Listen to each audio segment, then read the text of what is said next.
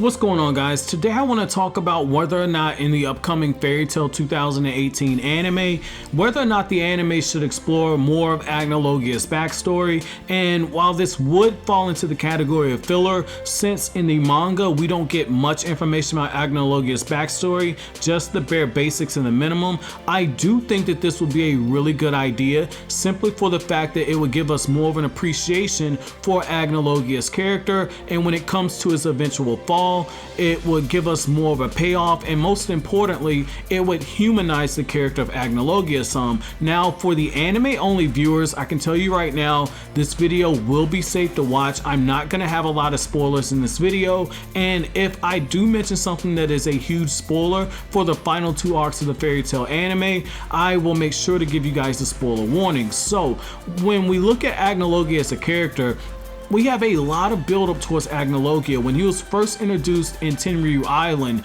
Acnologia was shown as this unstoppable force, and I remember my reaction when I first read what Acnologia did to Team Fairy Tail.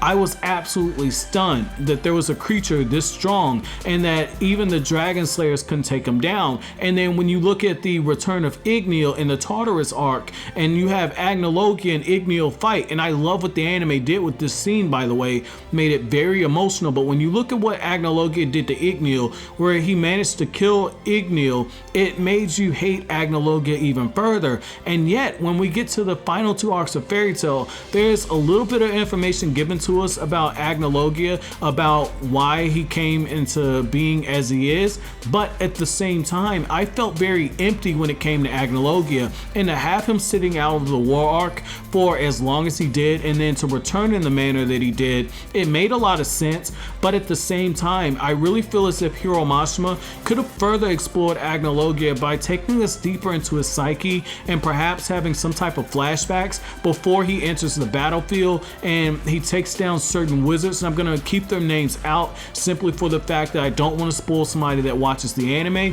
However, when we look at Acnologia as a character, when you look at Fairy Tail Dragon Cry towards the end of that movie, I've been told, because I haven't seen the movie, but I've been told that there's a little bit of foreshadowing for Acnologia, and there's a little bit of stuff that ties into his character. And if that's the case, if the fact that they do this in the movie has happened, I could see them maybe incorporating some of that into the Fairy Tail anime to further flesh him out, because one thing I see with Acnologia that is a huge character flaw is the fact that Acnologia is very arrogant. He's very proud of his power, and you can see that even in the way that he was fighting in his dragon form, when he was fighting against Igneel, when he was fighting against Fairy Tail, he looked like someone who was annoyed. And then when you look at the fact that he didn't speak until he managed to fight Igneel, it shows you his arrogance, it shows you his hubris. And what the Fairy Tail anime could do and play up more is to give us more of that with Acnologia.